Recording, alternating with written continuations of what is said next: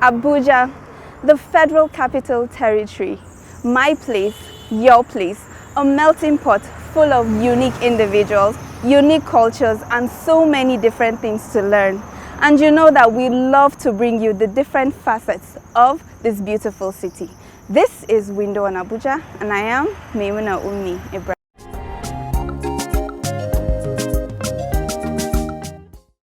We went to the streets of the FCT to find out your views on something that is important in all of our lives. And what am I talking about? Talking about transportation. Let's take a look.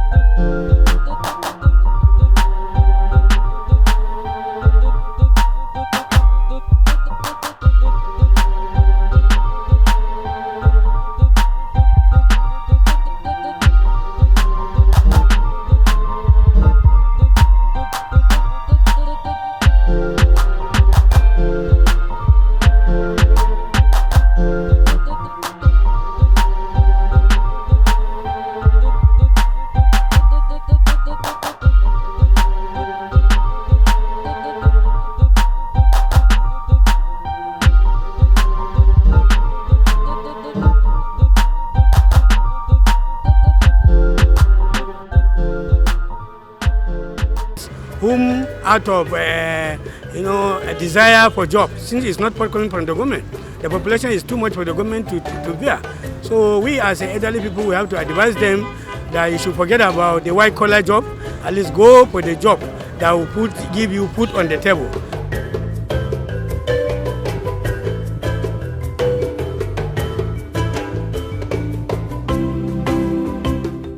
There are a lot of issues that I face with people that work with the transportation company, because like now, for example, you might be traveling, like you are on the highway and you can just see some trucks, like the road are bad, like they are driving, rough driving, careless driving. So our government needs to improve in that aspect. We don't have good roads. There are many issues there, but I will just rule out some things out. Okay, there are some people, like, let me say, those roadside people, which they do take cab, okay. Some, should I talk about change issue? Probably you'll be like, okay, they should give you change. Some will bring up an issue and fight or something like that. Government should see reason to at least bring a policy regulation, at least to the commercial drivers, because the challenges there that a lot of people are facing is that whenever there is an increase or there is just agitation of increase in petroleum, people will just jack their price up. The price of transportation will just be jacking up.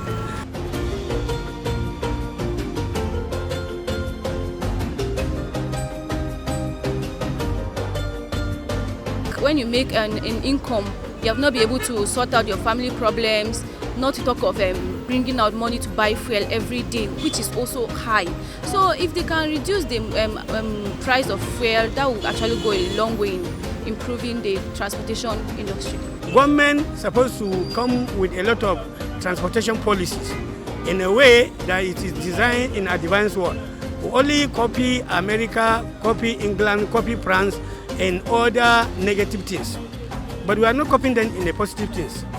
because all this some of the cars you are seeing on the road in advanced country, especially a giant country, continent of Africa called Nigeria, some of them are supposed to be off road.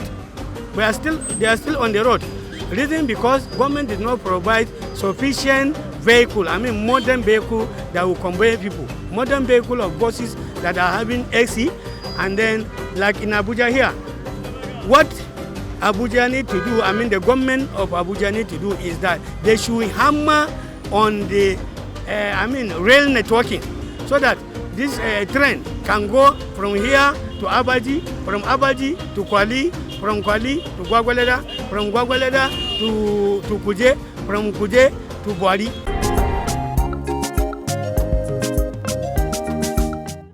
We've heard from the people on the streets why transportation is important to our economy. And we had a sit-down interview with the President, Road Transport Employees Association of Nigeria, to find out the important role that they play in our economy.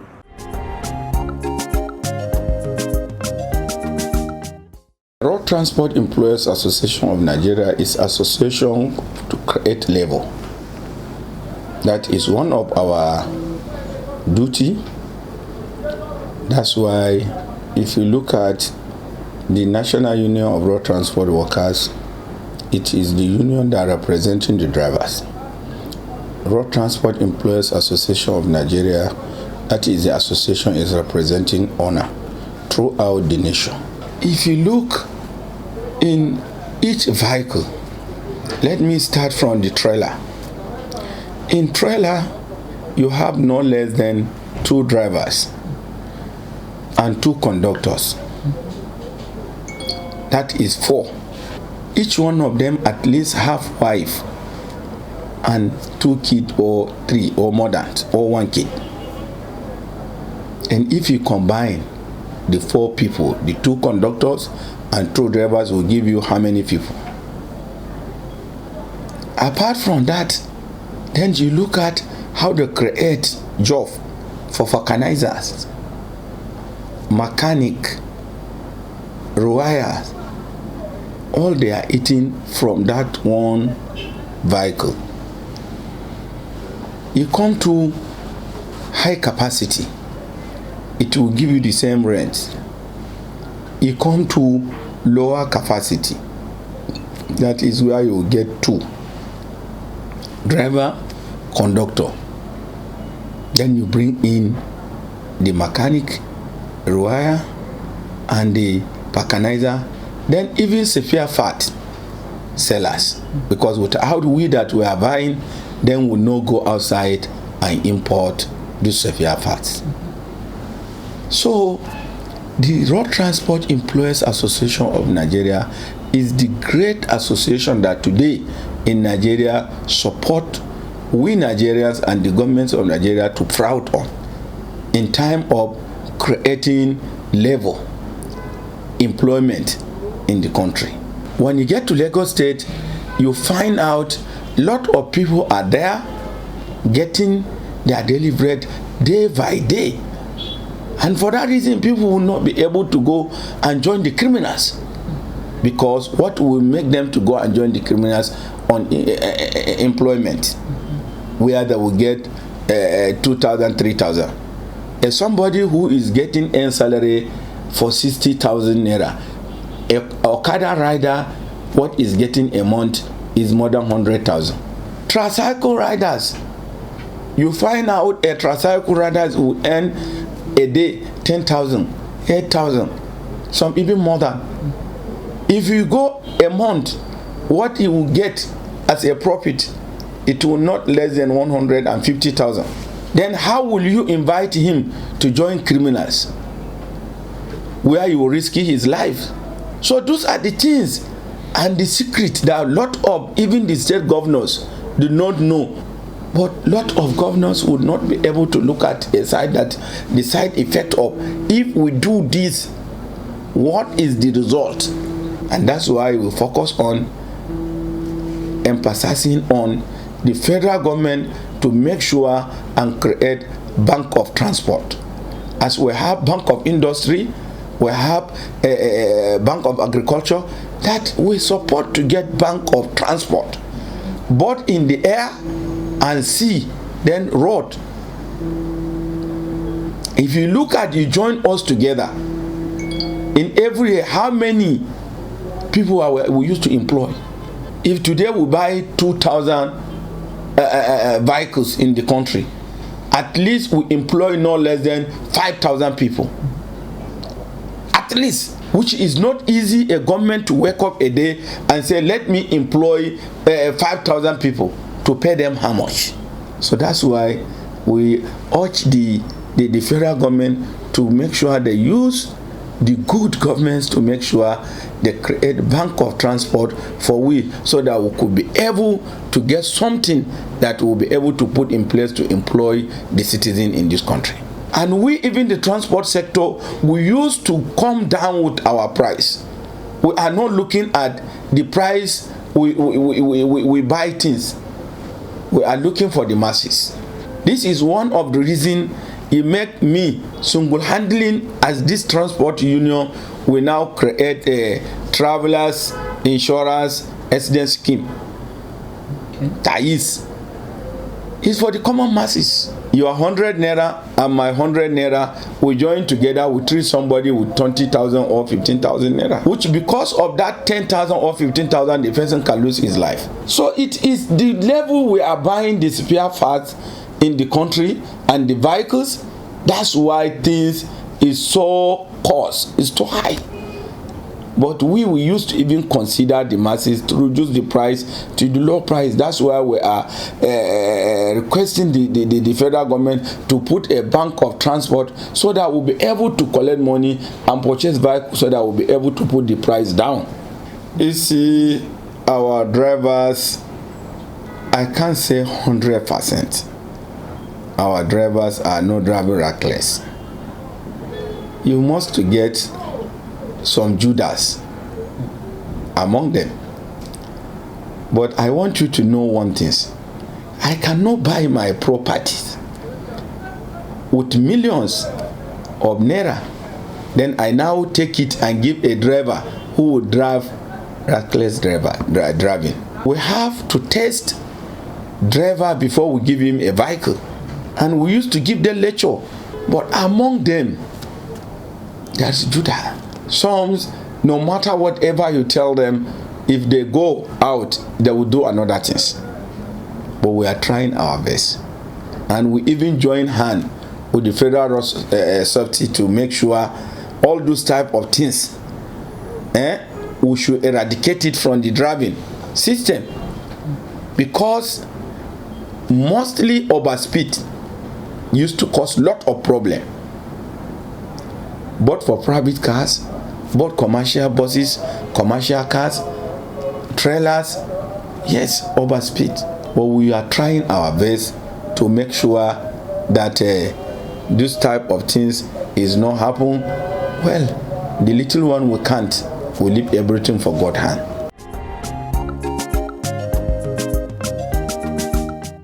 As you know, on Window on Abuja, if there's one thing that we absolutely love to exhibit on our program, it's creativity in all its forms.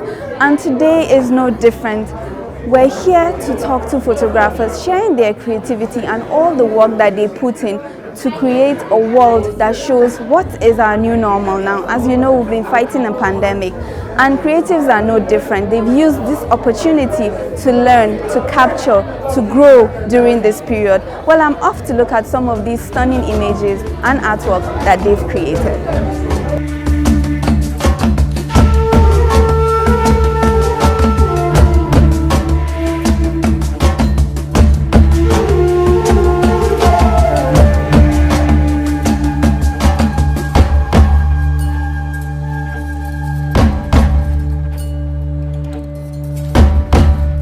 So the exhibition has been fantastic. I've been having such a wonderful time.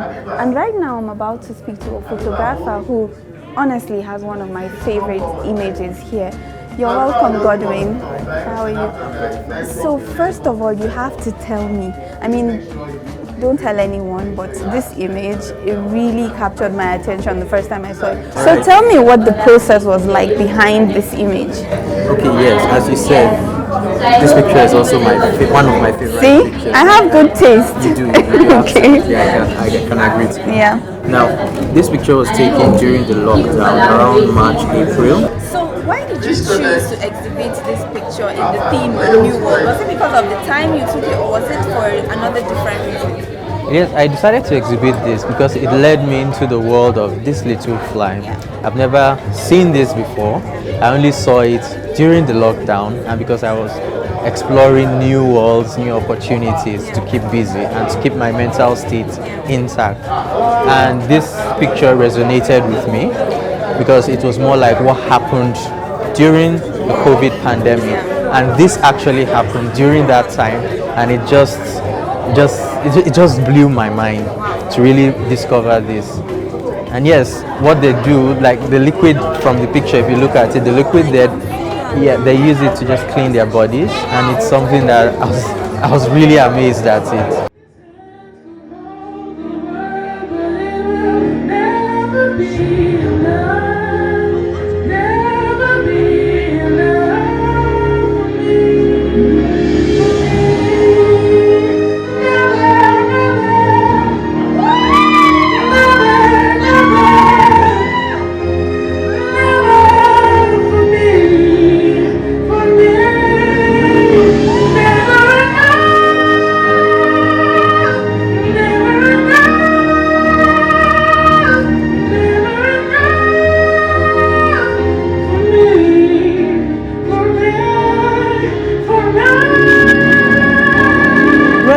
Of photography in this new world is that we need to take up a responsibility as photographers or as storytellers.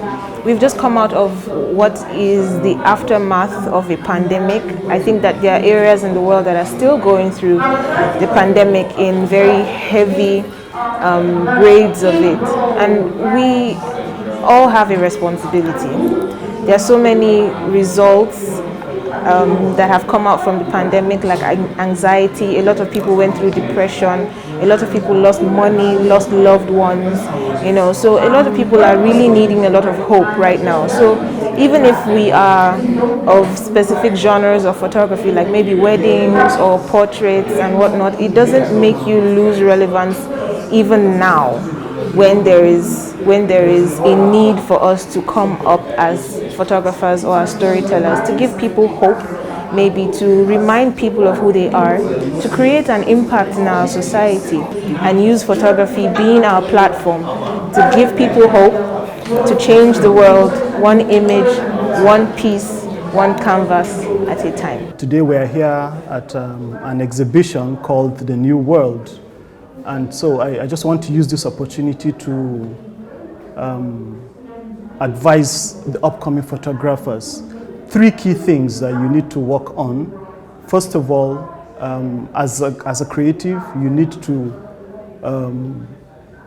work on a personal project, something that resonates with you, and then you need to share that work. Sharing is an opportunity where people will come and see that thing that is personal to you, and you'll be surprised to see people that would also resonate with that, and before you know it, it's making money. At the same time, don't make money your motivation, because take for example, with the pandemic, we had so many photographers that had to just pack their bags and go, because all they were thinking of is money, money, money. But as you work on your personal projects, as you share your work, as you create and improve yourself, the money will come to you, and you will be able to dictate the field at that time. The industry in Abuja is actually growing. In fact, it's overwhelming, because every day you come across new somebody that has a camera and says he's a photographer. So it's not about having a million photographers, but what's the quality, what's the impact that your work is bringing into play.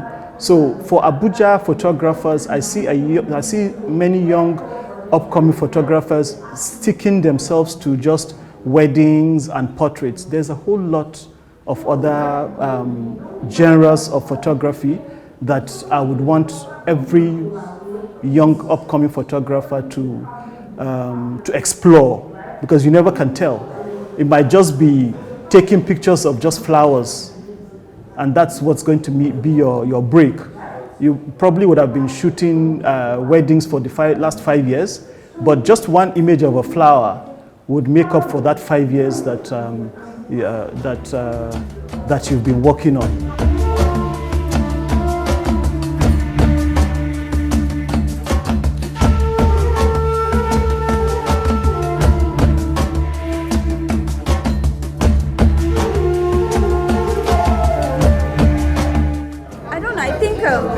To me, they exhibited, they made me curious because there are two pictures here I can see. Yeah, one it's not just two. There's a one behind. Yes. So let me start because I really want to talk about this picture, but let's start with this one and the top. Because I can see a boy reading a book that says there is a new virus in town. Yes. And you took this picture in 2021. Yes, that was July. The caption is there. Yeah. Tell me everything about this picture. Why I'm exhibiting this particular one is because in as much as we're trying to solve a problem, we are creating another problem. So why we're doing this exhibition is to show that this particular face mask we're using to keep us safe, we don't dispose them correctly. You understand? So it's more like an awareness. Yes, in our new world, while we're trying to solve this problem, we're creating another problem. Yes, because this does not easily decompose. Yes, so part of the exhibition, we're putting it out there that, see, you don't need to throw this on the floor while you use it. Dispose it properly. I'm a documentary photographer. So some years back, I noticed the huge gap between the upcoming photographers and the professionals. So I decided to be the bridge between them. I thought if I could bring everybody together, we're going to build something better than everybody being on his own. So I thought to set up the Shutters Network community so we can all come together and be one. So this exhibition today is themed A New World. A new world in the sense that since COVID-19 happened to us, to the whole world, our way of living has changed drastically. Now we have to wash our hands every minute, we have to use the sanitizers, we have to use our face mask and all that. And then during the lockdown, everybody was at home, nobody was going to school, not going to work. So we thought that it would be a good idea to document those stories and then showcase them today to the whole world to see.